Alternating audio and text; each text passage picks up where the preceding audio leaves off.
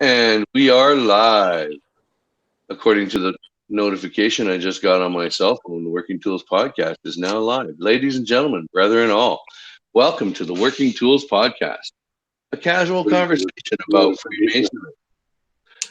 First, it's important to note that our opinions and thoughts are our own and do not reflect those of our grand lodges or craft lodges or concordant bodies, etc. We please connect with us and ask us questions either here in the YouTube chat or on the chat room on the side of our Facebook page or on a Discord server. Um, oh, and if you enjoy our show, please review us. Remember, on YouTube, reviews make a big difference in our ratings. So we appreciate the like and the review if you could do that. Podcast land, it's important. Now, I'm one of your co-hosts, Stephen Chung. I'm a decorated senior DMLA, a past master of Prince Charles Lodge number 153 here in beautiful British Columbia. And I'm also a 32nd degree Scottish Rite and a past vice puissant Grand Master in the Valley of Vernon. With me today is very worshipful brother David Colbeth. And we'll hand that over. So, or actually, no, we got also Connor Massey is with us. He's back. He's at least able to join us this week. We're glad to see you're healthy enough, and nice to have you back on the show, Connor. You got a couple words for our guest who's been absent. I have indeed. Thank you, my brother. It's good to be back. It's been a wonderfully entertaining couple of months that I've been going through, but I'm glad that it's slowly starting to come to a conclusion and that I am, at the very least, able to be here in voice, if not in face. My name, of course, is Connor Massey. I'm a Master Mason at Henderson Lodge number 84 in Victoria, BC, as well as Asher Lodge number 3 in Nanaimo, British Columbia. I'm also a founding member of Legacy Lodge, UD, in Vancouver, British Columbia. Concordantly, I'm a decorated senior DMLA. I'm a member of the Royal Arch, and I am a member of the Order of the Secret Monitor. And I also have some time in there to run a little podcast with you lovely people. Now, with that said, we also have the illustrious, very worshipful Dave Colbeth. Why don't I pass that on to him? Thanks, Connor. Appreciate it. Glad to have you back on the show, and hopefully we'll be able to see you in person too, and not just to hear your great voice. I'm Dave Colbeth, past master of King Solomon Lodge number 60 in Auburn, Washington, past district deputy grand master for District 13, and a 32nd degree member of the Tacoma Valley of Scottish Rite.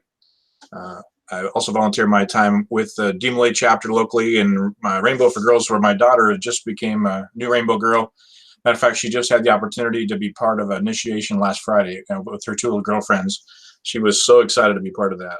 And also serve on several Grand Lodge committees and other things. And of course, this awesome podcast. So we're looking forward to, we're going to talk about Grand Lodge today. And at our annual communication, I ran into one of my very worshipful fellow compatriots, Matt Appel, and very worshipful Matt Appel. And so we talked about the show, and he's always secretly wanted to be part of a podcast show. And so I said, hey, why don't you come and join us on Monday?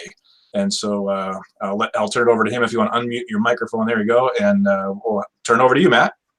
Welcome. Well, thank you. I'm Matt Appel. I'm the past master of what was then Robert Burns Lodge number 243, is now Mill Creek Lodge since we merged. And we are I'm also the district deputy currently of District 2 here in Washington. And actually I'm the secretary also of my lodge. So I'm a two-time loser here. My daughter's actually in Rainbow too, since you mentioned that. She's up here in Edmonds. And I'm a member of the Everett Valley of Scottish Rite. Excellent.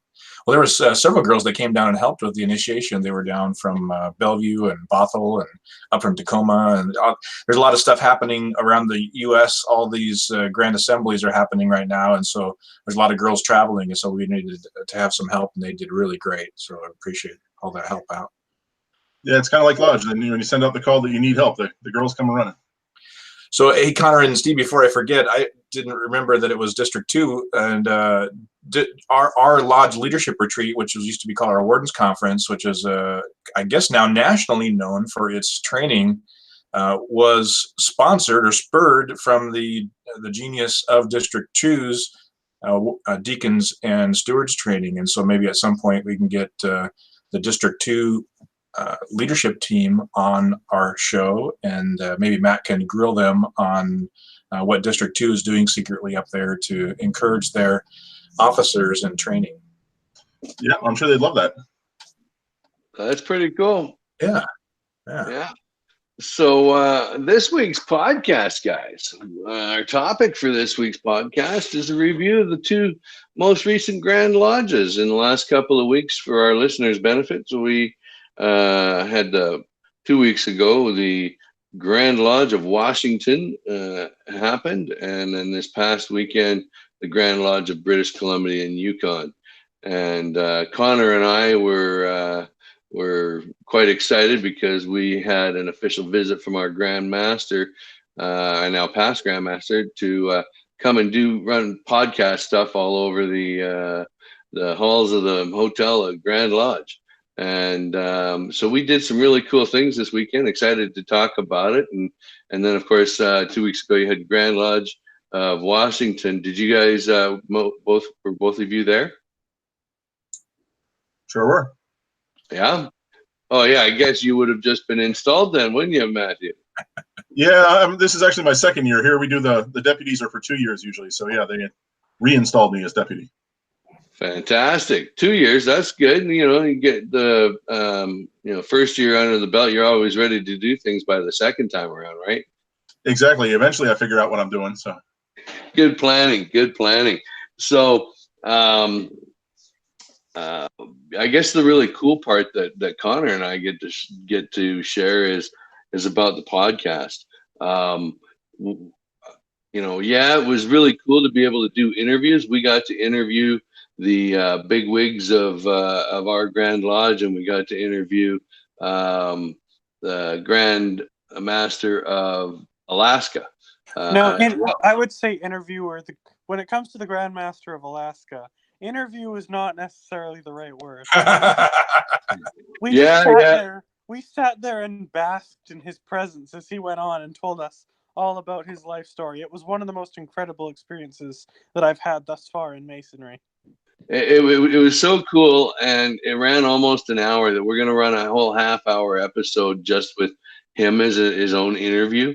All the other ones we kept pretty short, and so we're going to do a collage of the Grand Lodge, and then, if I understand correctly, a separate one that's just going to be the Grand Master from Alaska. And I'm sure Connor's going to include a couple of his comments into a couple minutes of him in the other one as well, because he was a big part of our Grand Lodge. He got up and spoke very, very well there, and he really enjoyed himself.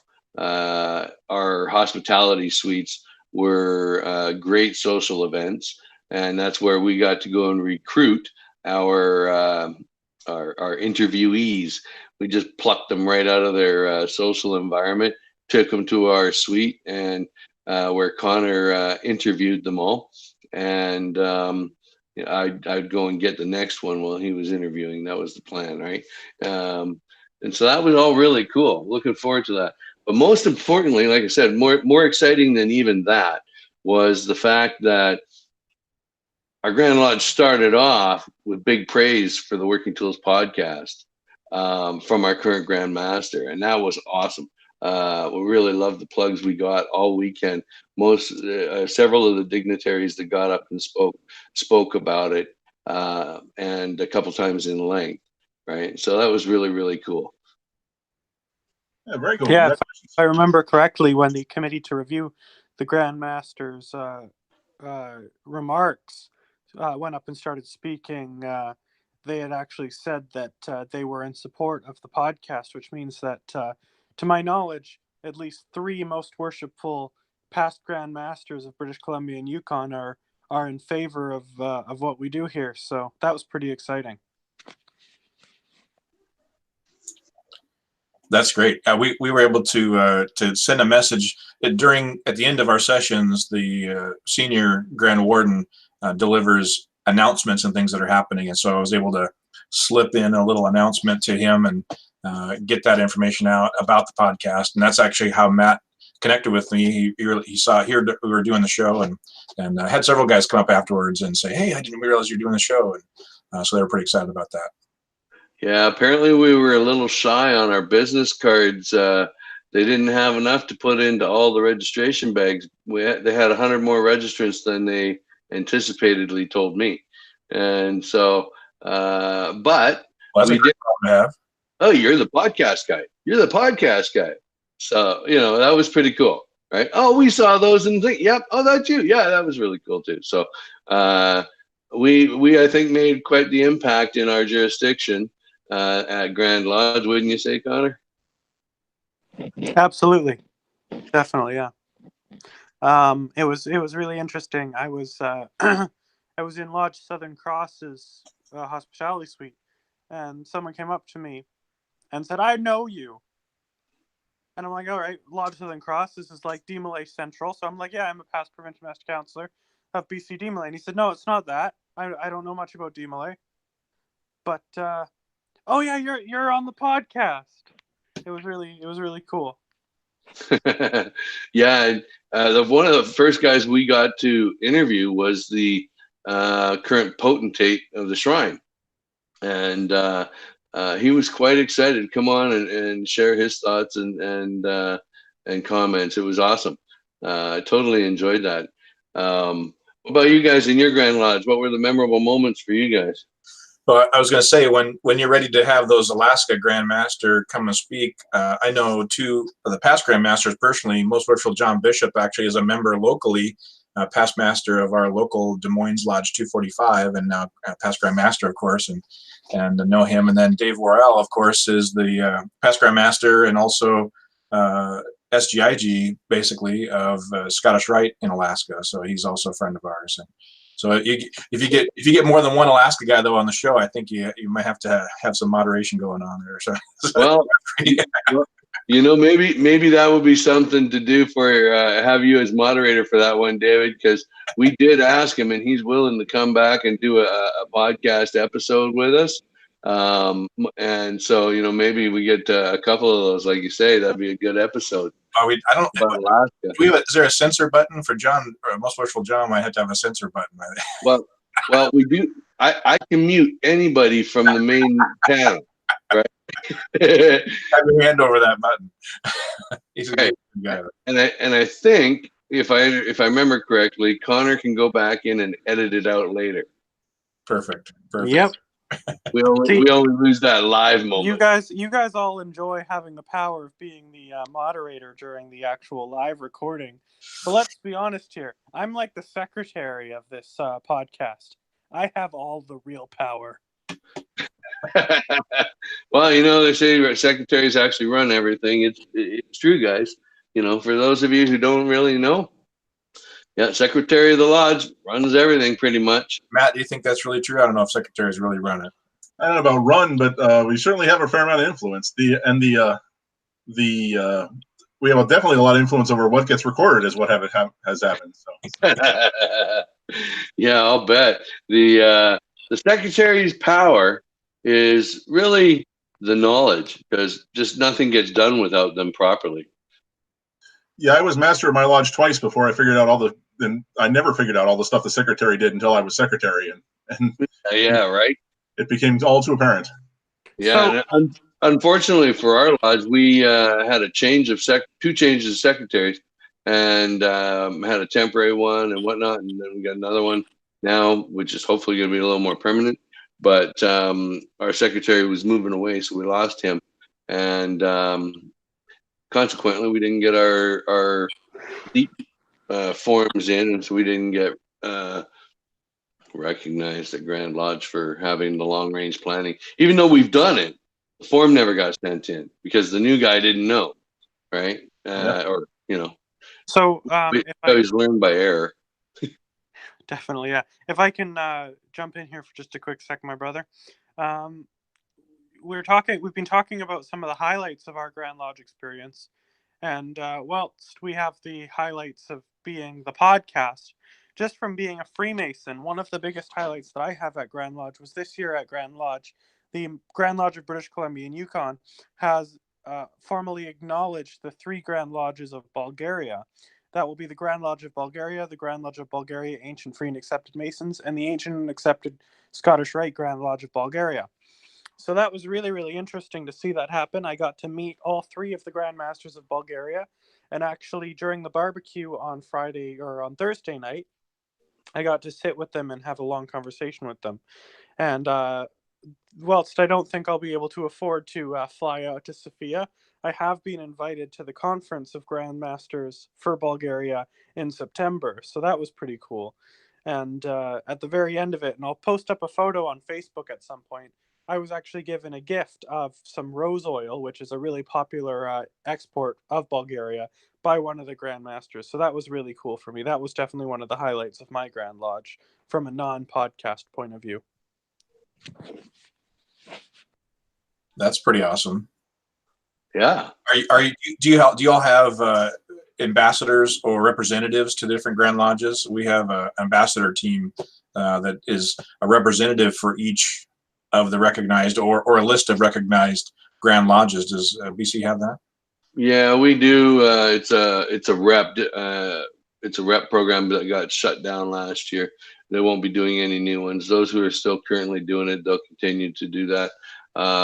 But from what I understand, the brethren who were reps, I mean, now they're kind of past the age of being able to do all that traveling. They got that position when they were actually active doing that stuff. And now that they're retired and not going anywhere, doing anything, we don't have true communication going back and forth, right? So they squashed the program last Grand Lodge, as far as not making any more new guys, right? Yeah, I understand that just from talking to a couple of guys on the sidelines in our Grand Lodge, that it's the program for us is not for us necessarily, but around in general is losing enthusiasm in different Grand Lodges, and just sort of, I guess when you can email somebody or find out what happened at Grand Lodge on the web, there's a little less of a need to have that one-on-one communication. But I don't know, I kind of feel like you lose something when you do that.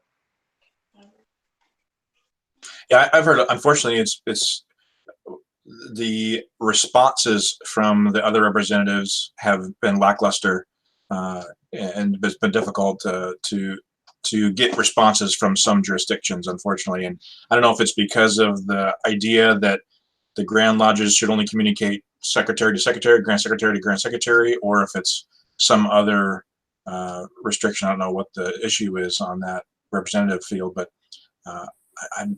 it sounds like a cool idea. And I know some people have had those experiences, like Connor mentioned, to be able to travel to the other countries or other states or other jurisdictions and be part of it. And so it seems like a pretty cool idea, but yeah, I don't,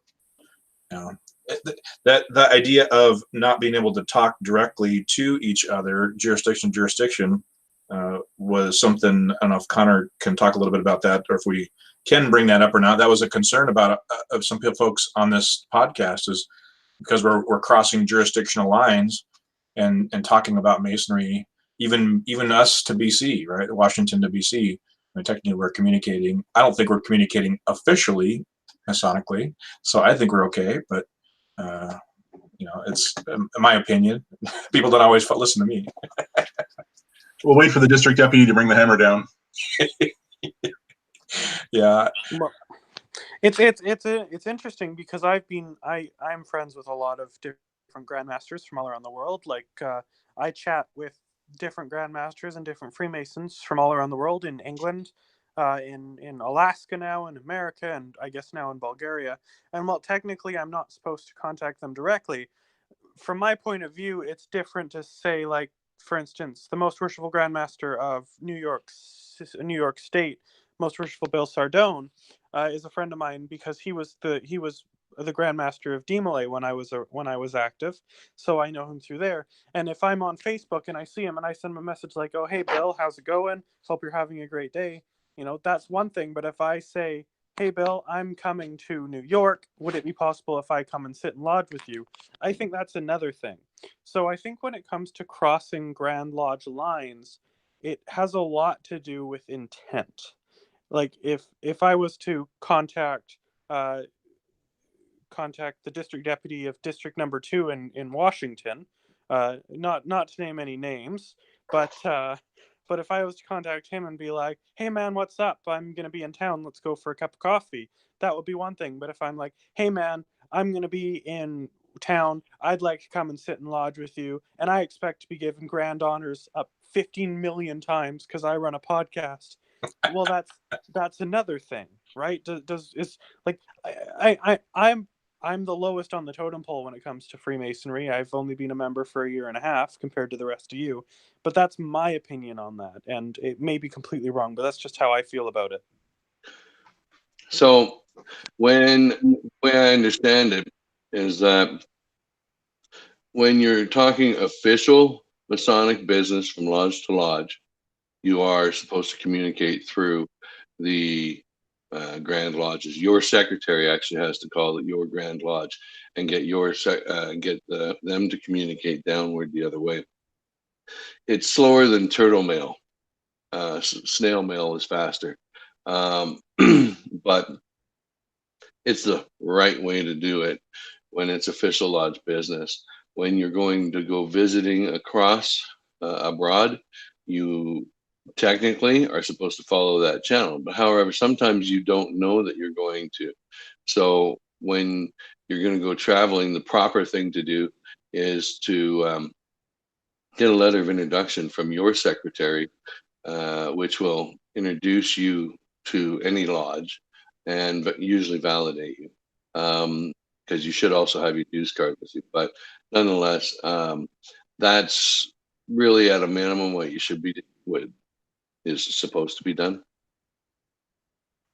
Yeah, but it's not like if you stop at a gas station and the guy next to you says, "Hey, you're a Mason, right? I'm a Mason in Pennsylvania."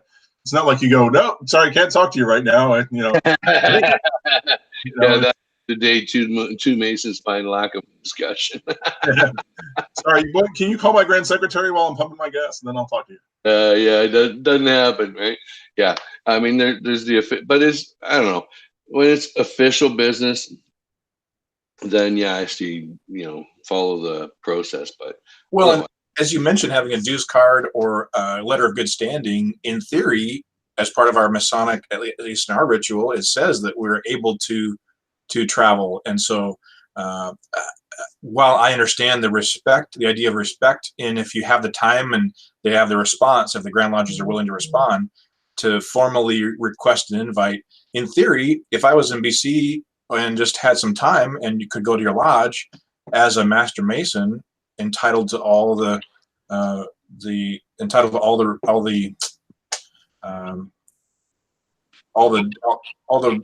benefits of the worshipful garage. That's what I'm trying to think. If all the benefits and rights and privileges, I should be able to travel and with my dues card and my letter of good standing, be able to visit a lodge. See, Dave, if it was any other member of the Grand Lodge of Washington, yes, that would work. However, I was speaking with our Grand Secretary, and he sent out a notice to all of the lodges that Dave Colbeth isn't. He has to go through the long form. No, I'm completely joking. That's my problem. I've been trying to figure out why I can't join. We've been spreading the warnings around. Yeah. I think you can only go to like the Grand Lodge of Jordan now. I think that's the only place that they don't know about you yet. I think I'm okay in the Yukon. I think the Yukon might be, or yeah. Maybe. I'll have to let them know. So an interesting vote that happened at our Grand Lodge this year was whether or not to drop the age of membership to 19. And unfortunately, when they post the results, 51 to 49%, they tell us it needs a 2/3 majority. Well, talk about taking the wind out of your sails, right? It was like,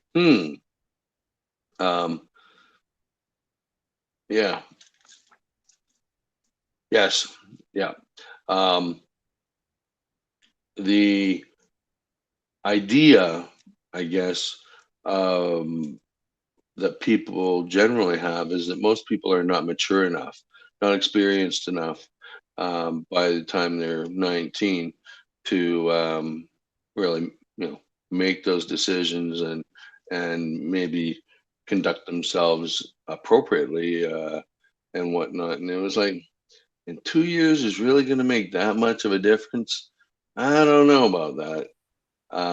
However, pretty cool thought was, I think with next year, I'm going to propose that I'm gonna set it in motion and actually get the resolution to Grand Lodge for next year that we accept Demolay and Lewis at the age of 19. You want to talk about whether or not there's any benefit to being a Freemason? Well, at least there's one, right? Your son can follow your steps into lodge at the age of 19, where a normal layman would have to wait till the age of 21. I think that's kind of cool, and I think that really a Demolay or a Lewis has been exposed to Masonry enough to have a good understanding of the decision he's making to join a lodge, and would have proper guidance as to how to properly conduct himself as an adult. Well, what does Washington do? Because I know that some of the American states do allow Lewis's or Demolay to join early. I'm pretty sure ours is just 18 across the board. Just 18 across the board. Yep. Interesting. And so when you say Lewis, you mean Lewis Jewell, a generational Mason? Yeah, Yeah. the son of a Mason. And so, do you guys have many 18-year-olds join in Washington? We had one in our lodge. We had a guy who was a Demolay, but he was, I think, 19 when he joined, and he was the youngest master of our lodge a few years after that. So, wow, right? I can't say we've had many though, at least not in our lodge. Right. Yeah, there seemed to be a big concern about that, and it was like, well, maybe they're just not ready for it yet. But I think the thing that we need to acknowledge is that this would be allowing lodges to do that if it had passed. Yeah, and I guess that process of investigation would kind of identify how mature that person really is, right? And to answer River Peatman's question, he said, so if I wanted to join lodge when I'm 18, I could go to Washington. No, not technically, as if you lived in BC and you then tried to join a lodge in Washington, I'm fairly certain that Washington would call BC and let us know, or there would be something to prevent you from joining a lodge in another Grand Lodge jurisdiction from where you live. Well, in BC, you have to live in the jurisdiction for at least 6 months, be of lawful age, and come well recommended, right? So it's that 6 month thing that they have to live here. I don't know that it says anything about being, a resident, Canadian, what I mean? Because I can get an address in Washington and say I've been there 6 months, but, I'm not an American citizen. So does that play into it in you guys' rules? The rule here is, I think, that you have to be a resident, like physically live in the state of Washington for 6 months. I think it even says in the code that if you move here and you get your mail here, but you go to whatever, Oregon logging, and then you come back, that time that you're in Oregon doesn't count towards your residence here. You have to be actually in the state for 6 months. I'm pretty sure is the way it works. I'm hopefully not speaking too far out of turn. I think it even says in the code that you can require a longer period. The lodge can require a longer period if they so desire.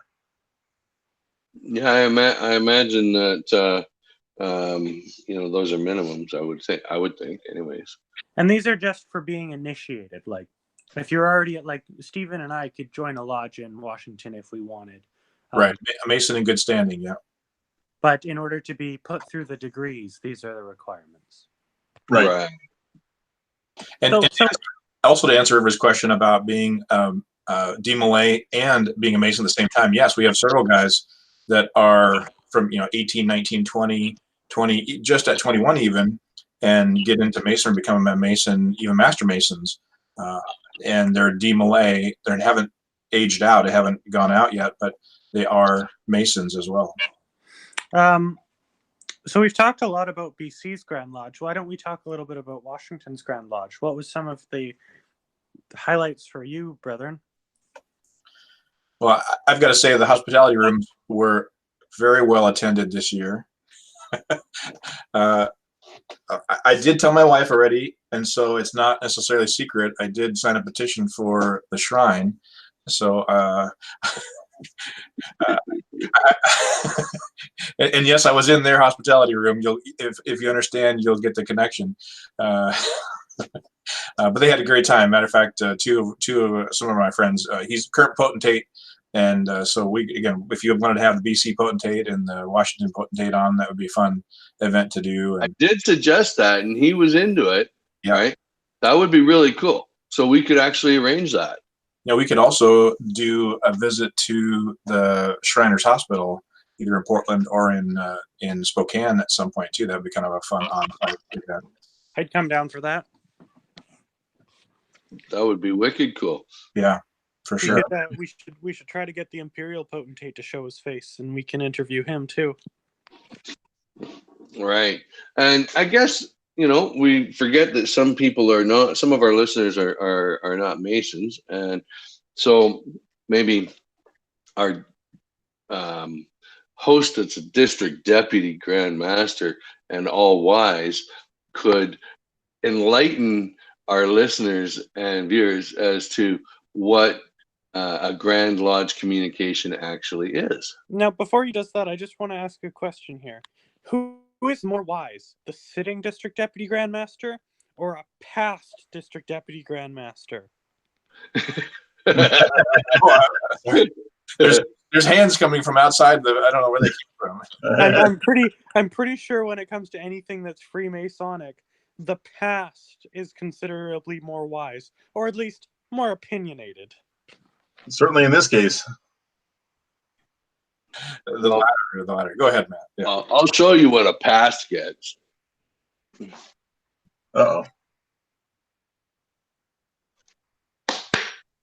All right, everyone run. Everyone hide.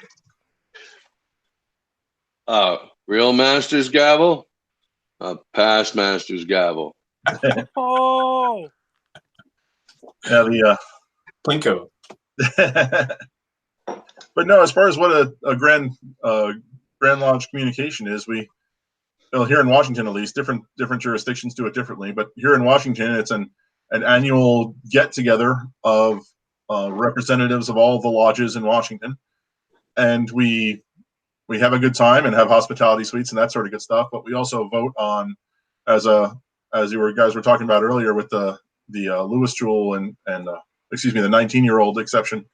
We vote on changing the bylaws and the rules of Masonry to update them in ways that people think they need to be changed, and some pass and some don't, and some things get thrown out from the floor and all sorts of crazy stuff happens. But yeah, it's basically a statewide conference where we all get together and both have fun and do some business. And there's really cool things like Grandmaster's barbecues, and the banquet is usually a big deal, the next night's banquet. But most importantly, I think the most important part of all Grand Lodges are the hospitality rooms. Not because of the content, but because of the camaraderie that gets built in those rooms. As you float from room to room and meet different people, that's the whole social aspect of our fraternity right there. Meeting guys from other places and finding out the differences. At our Grand Lodge, as Connor said, he met guys from other Grand Lodges. Well, you talk about Grand Lodge when and then they give references, and I've overheard several conversations from brethren in these rooms. And I thought, that's pretty cool. I just sat back and I did the, I'm going to spectate, right? Me and my 3 fingers of scotch are going to spectate and watch people. And I'm a good people watcher, right? And there was a lot of connecting going on. And it was great to see, that to me is the better part of Grand Lodge. Yeah, there are Masons that I only have ever seen at Grand Lodge, and hey, how you been, and that sort of stuff. And I've been going for 10 years or so, and I'm pretty sure all those guys are getting older, and I don't know how it keeps happening to them, because I know it's not happening to me. So. Here's a good question: differences between Grand Lodges. At our Grand Lodge, a Master Mason doesn't have a vote. Past Masters and the 3 principal officers of a current lodge have a right to vote. Is that the same in Washington? Yep, yeah, it's the same here. All the past masters get a vote, and the 3 principal officers or someone who's carrying their proxy. The 3 principal officers can give their proxy to someone else. Right. Yeah, same here. Do your past masters get a second vote if they're also a sitting officer? Yes, because it's like having the proxy. So ours don't. Because ours don't anymore. They say a single. If you're a past master and you're a sitting officer, you only get a single vote. I have brethren that last year they were recycled past masters, and I was sitting with them, and they had the fob that had 2 votes, and I was a little jealous of that 2-vote fob. Right? It's like, I want 2 votes, damn it. And why don't I get 2 votes, right? Because I was only worshipful master once, right?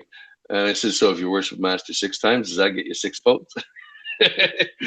No, but because they were also current, it's kind of like holding the proxy, so they got the 2-vote fob. You guys have electronic voting? Yeah, you borrow. I think BC borrows our fobs, don't you? We do. Cool. Or rents to not borrow. Yeah, I think you have to pay for them. Oh, that's not very nice. Because I think they were pretty expensive to buy. District Deputy, can you give them us for free next year, please? I think that's totally over my pay grade. Yeah. But you have all the power. You're the District Deputy. Someone asked me right after I became District Deputy, oh, what sort of powers do you have? My sole power is I have a phone. I can call Dad and say, hey, something's going on here. That is the sum total of my power. No power and all responsibility. That's what I used to say. Exactly. I will say I know there's other jurisdictions where at Grand Lodge, like each lodge gets 1 vote, or only the sitting officers get a vote. There are different schemes in different Grand Lodges. I don't know which ones are which, but I know that other ones do exist. Here's an interesting question. If I joined a lodge in Washington, and I've been a past master of Henderson Lodge, I'm not yet, but say in 5 or 6 years, once I'm a past master of Henderson Lodge, if I was a member of a lodge in Washington and I came down to the Grand Lodge of Washington, would I have a vote, being that I am technically a past master, but not a past master in Washington? We would never give you a vote, Connor. Well, but say I was someone else. No, you have to be a past master of a chartered lodge in Washington. Totally makes sense. To get the vote. So if you were to go through the chairs, then yes, but not.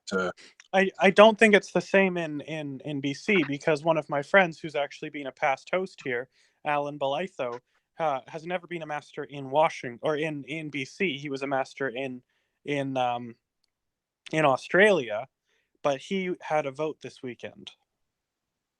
Interesting. That is interesting. Maybe I'm wrong. I could be. Past deputies do make mistakes. That's sacrilege there, my brother.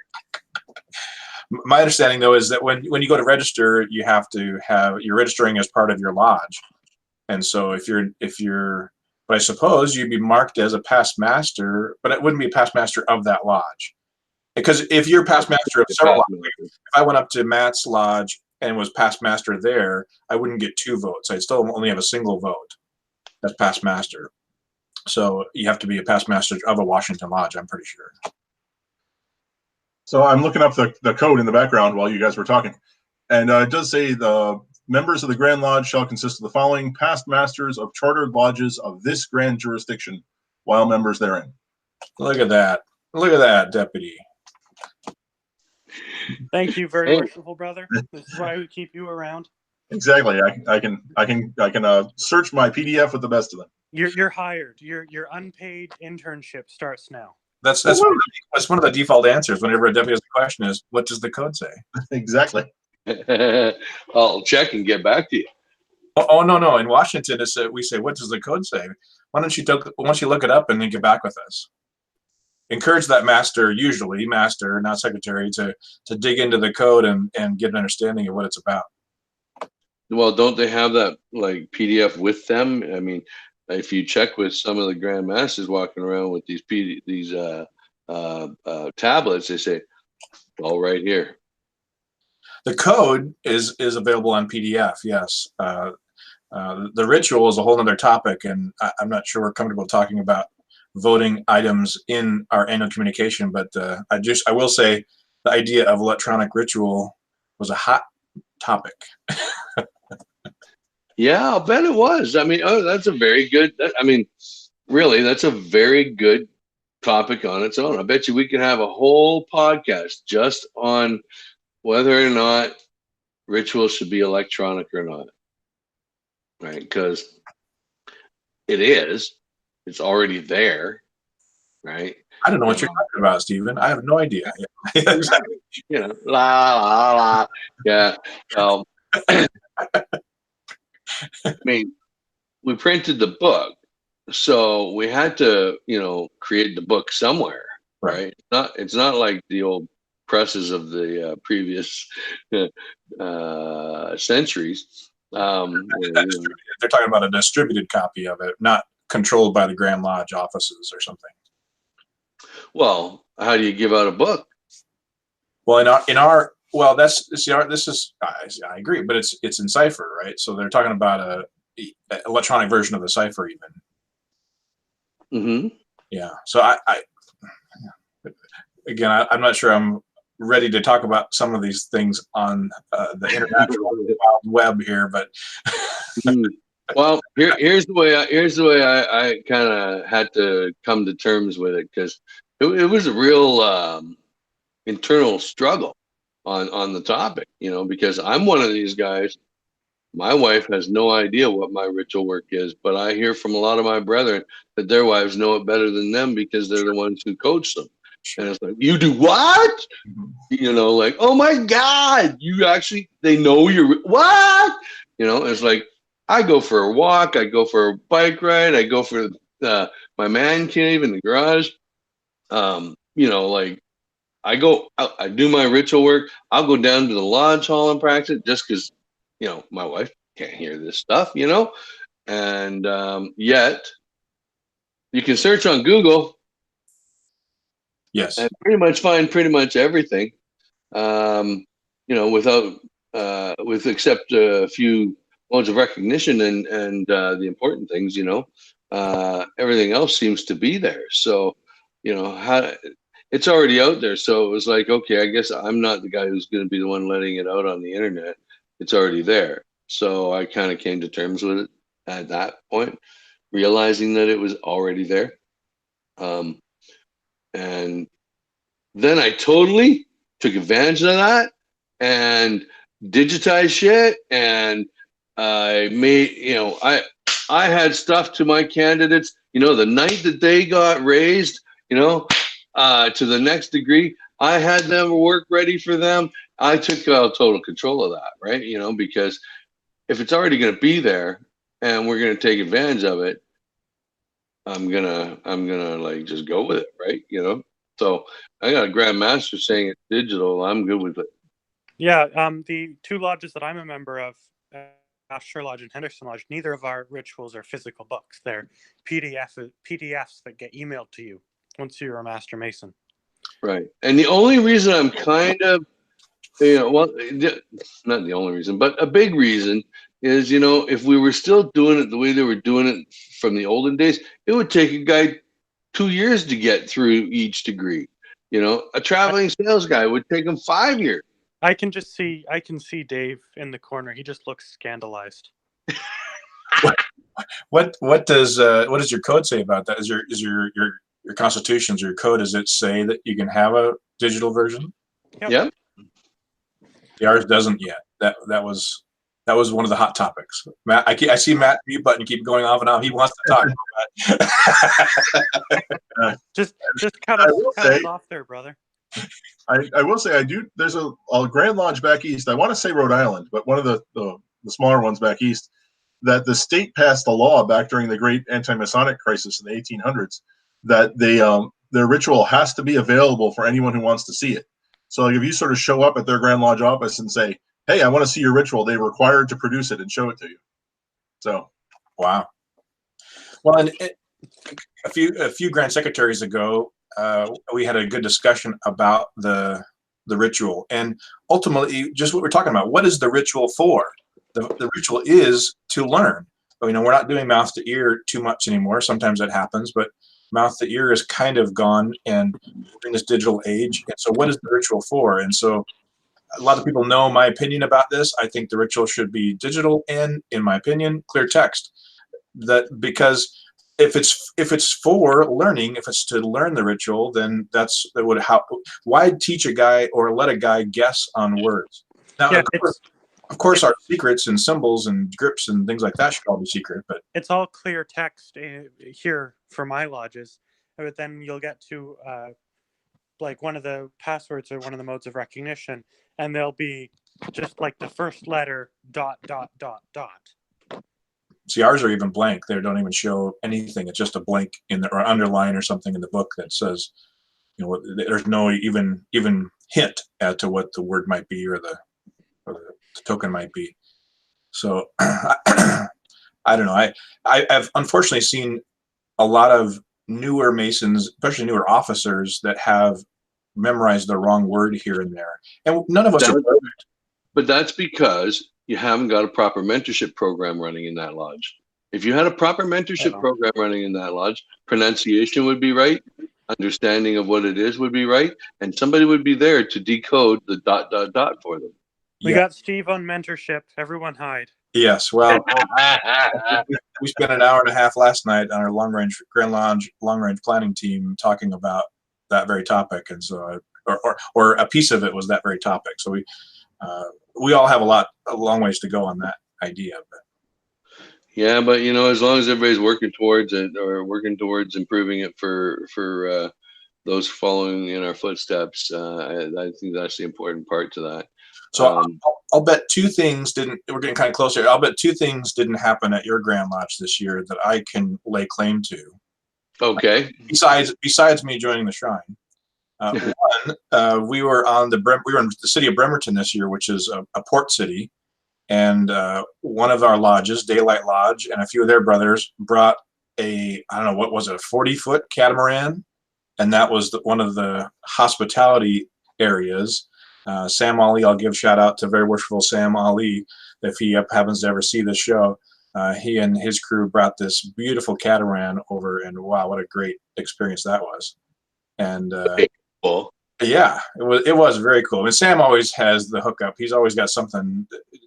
One year he wore, wasn't it a camouflage tuxedo? I think it was a camouflage tuxedo. I believe so, yes. Yep. Sam is the man. He's a Sam Ali. It's hard to beat Sam. And the second thing, as you're talking about dinners, we have a Grand Master's dinner, of course, and we have our fellowship dinner, we call it, on the night. And then on the last night, we have a secretary's dinner. And of course, they go through the motions and the voting process for secretary, the new secretary, the new vice president is, they open the nominations, vote, they nominate somebody, and then somebody closes it immediately. There's no time for anybody to object. And our own very worshipful guest host is the new vice president of the Secretaries Association. So he'll be president next year. Yes, I'm the next sucker. Yes. Oh, is that an S on his forehead? Oh, that's not embedded anymore. I see. Okay. Yep. Straight over me. Yep. Too funny. For those who know, because this is like an insider insight for future, we have Doug Collins agreed to be our regular co-host starting in September. Yeah.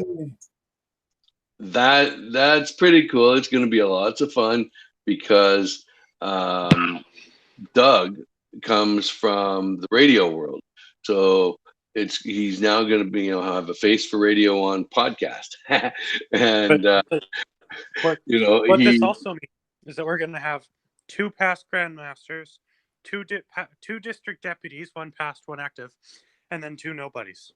Right. Connor, you're not a nobody. You've joined every order in the last 18 months that I can think. I've never heard of some of the things you've joined. I'm not a member of Scottish Rite yet. I'm not a member of the Shrine. I'm a member of everything else, though. He's active. That's a word for it. Yeah, right. And I guess if you're gonna become a recluse hermit, Freemasonry is the best place to do that because you still get the social aspect, you still get the intellect, and people like you pretty much everywhere you go. I will say the only other body I'm a member of is Scottish Rite, and I don't honestly get to as many of those meetings as I would like to. I only get to a couple a year, but when I do show up, it's Matt, you're here. It's great to see you again. So if you show up to all the meetings, then they expect you. But yeah, well, once you become the past district deputy and you become just a very worshipful guy, who returned to the ranks from which he rose, then maybe you can hang out in Scottish Rite a little more because how things are a little different. Scottish Rite being every meeting is really much a degree, or at least that's the way it's done in our jurisdiction. That's where your real learning in Scottish Rite is in sitting on the sidelines and partaking in a couple of those degrees. One of the things I did when I freed myself up a little time as I joined into Scottish Rite was started taking a couple of small roles in a couple of the degrees which I knew were strategically at certain points of the year, so I knew I could be there and force myself to go at least 4 times a year because I planned that, right? And then once you're sitting there watching those degrees, it's that's the cool part of Scottish Rite. So hopefully when you're not such a busy guy and all these other things you're doing, you can enjoy some of that. Yeah, eventually the kids will go off to college and I'll have some free time. Right. And, eventually I might even join Scottish Rite so that I know what the heck you guys are talking about. Yeah, well, eventually. Yeah, I'm sure you'll get there. There's a couple bodies in between I'm sure you're going to get busy with. Yeah, Cryptic Rite, Knights Templar, Order of the Royal Ark Mariner, Yeah. 1 or 2. Yeah, there's a few more to go. Gotta finish up the York Rite before I go over to the dark side. Uh-huh. I waited until I was out of the East to join anything. I said, let me get through the chairs and get my Blue Lodge stuff taken care of, and then consider joining. But I also don't forget my Blue Lodge. There's some guys that go through the chairs and then you never see them again. They're off in Scottish Rite or York Rite or the Shrine, and I think that's disappointing. I think the guy, you need to, I call it dance with the one that brung you. I think you need to be part of the Blue Lodge and keep tied in there. Most Absolutely. definitely. Those guys who could become past masters and you never see them again, actually very disappointing in that sense, simply because that's when the lodge really can benefit from you more so than when you went through the offices, because, a guy's sick, a guy's had to work late. You can fill in here and there and do these things without a bunch of pressure because you've already been there and done that. The work already. And that's when your lodge really can A, mostly benefit from you, and B, that they need you, man. So if you're out there and you're going through the chairs, plan on sticking around after. Don't plan on, just disappearing. And I know a lot of past masters, they get a little stressed out in their year because, they got to deal with all the stuff and chaos that may ensue in trying to get certain events together and things like that. And they get all stressed out about it. And then they're looking forward to the end of their year. And I think that's the worst attitude a worshipful master can have. And my best advice for either a worshipful master or a senior warden going into the position, remember, it's a job. You got to do it for a year. It's just your turn. Next year, somebody else has to deal with all the things that blow up in the middle of nowhere, and it's their job. And you're going to be a past master. You're going to be sitting there. Don't worry about it. You do this and that, So, try not to have that "I want to run" attitude. And it seems to be changing some mindsets around here. So that's kind of good. I don't want to poke the bear like someone was saying earlier, but that's a great opportunity to be a part of the mentorship of the new guys too. And after you've been through the East and you've, like you said, you're not getting those 3 a.m. phone calls anymore, and you now have the opportunity to support the new guys. That's really important. Yeah. And the new guys, they do see our biggest benefit. There is a thought that came out of this weekend that I'm going to share with you guys because, once I put it out there, nothing stops Stevie from making shit happen. Okay. You know how we give all these guys pins for 20, 30, 40, 50 years of service? I think at 50 we give them jewels, but and half of these guys who come for these jewels, they haven't been in lodge in 20 years, right? Or 10 years, and I learned an interesting statistic this weekend. If you can keep a master mason or a mason active for 10 years, he's a lifer after that, right? And so why aren't we doing more small modes of recognition, for small accomplishments, and recognize the anniversaries of their date they got initiated, and do different little things like give $20 gift card for a guy, he first big lecture he took on outside of an office chair, which is compulsory work, right? So first bit of volunteer work in respect to, and things like that. And it's just an idea and a concept, and it needs a whole bunch of refining. But I talked to my worshipful master and senior wardens, and they seem to be all into it. So it's going to be a really cool project for the fall to see if we can put some smaller reward program in place that recognizes those guys that come and are active and participate year after year, right? Recognize them because they're the ones who are making it happen. Fantastic. I love the idea. Cool. I mean, unlike you, I haven't been a member of Freemasonry for 100 years, right there, Steve? Right. And I tell you, man, all those jewels are like weighing me down. Right. Well, I mean, you showed me your Master Mason certificate at Grand Lodge this year, and I was quite interested to see who the Grand Master was on your certificate. It said H. Appel. I don't particularly recognize that Grand Master, but I hear he was particularly good. Yeah, the long-haired hippie, I tell you, man. Yeah, built some building. Yeah. No, I haven't actually been a Mason long enough to get a pin. Believe it or not, with all the things I've done, and I don't think I've missed but a couple of meetings that I was sick for. I haven't got any pins. I think they should have a 10 and 5-year pin. I know they're not as grandiose as 50 and 100 years, but giving a Mason who's been active for 5 years a pin is kind of a cool idea. Yeah, I think so. And we want them to be active, so let's promote it and let's do things that promote activity, right?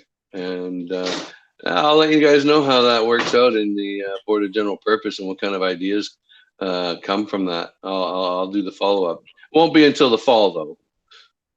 Fair enough. Alrighty then, my brothers. I think that unless there's anything more that you Washingtonians have to say. Well, I did want to remind everyone to visit us next week, where we'll have the rebroadcast of our special guest, Brother Nathan Tweedie, from the Baseball Hall of Fame, and also the guest host, Most Worshipful Jim Mendoza will be back on. So hopefully we don't have any technical difficulties. Crossing my fingers. And we'll be able to have a good show next Monday. And then Stephen mentioned that we wanted to maybe have a segment where we talked about where our Grand Masters are going to be. And I was able to look up our Grand Masters schedule. Looks like he's at a table lodge this evening in Richland. And then he may be going to some lodge visits later this week. He has Grand Lodge of Montana on there, but I don't know if he's going to that or not offhand. And so he's got a busy full week, as most Grand Masters do. The Grand Master of British Columbia and Yukon will be at Haida Lodge, which is his mother lodge, on Wednesday, as they wanted to be the first lodge to receive him as their Grand Master. So I will be at that, and if anyone watching wants to come and join me there, I would be happy to see all of you. Yeah, that'll be pretty cool, I'm sure. And if it wasn't a 7-hour trip, I might take you up on that, brother. Definitely. And is there anything more from our other? Now let's see if I can pronounce this correctly. Washington, Master Mason. Yeah, the only thing I would add is just going back to the topic of Grand Lodges is, at least here in Washington, in order to vote, you have to be a past master or a sitting officer. But any Master Mason can attend. And as we've all said, the social aspect and getting to see the other guys there is certainly at least half of the experience. And you can attend the sessions and everything, and I highly encourage it. It's different before you can vote because you're not just paying attention to the resolutions and all that sort of stuff. But it's definitely worth going, especially if it's nearby. Yeah, and that was me this year. I didn't get a vote this year, but I still went. Mostly because I'm kind of ever so slightly obsessed with Freemasonry, just a little, just a tiny bit. Yeah. Anyway, with that said, my brethren, friends, thank you all for tuning in to this episode of the Working Tools Podcast. We really appreciate your support. What was that? And remember, review us, please. We really appreciate those reviews on YouTube. Yeah, hit the Definitely thumbs up and subscribe. And if you have any ideas for topics that you want to see us discuss, please don't hesitate to send us a message or an email, and we will definitely look at doing that in a future episode. Now, with that said, that's all from me. Steve, do you want to close us off? Again, just thank you very much. Again, welcome, Matthew. We really appreciate your energy and enthusiasm for the podcast and welcome you into your internship. And now, I do have one question. Do you know anything about baseball? Not much. Right. Well, we all have to do some research. Okay. Well, We'll just there's a high probability I'm not going to be on next week because my wife has this thing. We like to go down to the Canada Day celebration downtown. I'm going to try, but no guarantee. I'm going to see if Most Worshipful Doug Collins can come on for that one because I'm pretty sure he knows a lot about baseball. Yeah, and Most Worshipful Jim does as well. So we'll be covered as far as moderation, I think. But yeah, should be good. Should be a good show. Baseball is a sport, right? Yes. Yes. Okay. Most places. It's a whole team thing, not just a one guy thing. Yeah, right. Right. Well, I've played Fallout 4, and there was they were talking about baseball, how in the times of old they used to take hickory bats and beat each other to a pulp, and whichever was the stronger team would win. There was something about balls too. Does that sound correct? Anyways, guys. Okay, so thanks again for watching. We appreciate the support, and we'll see you all next week.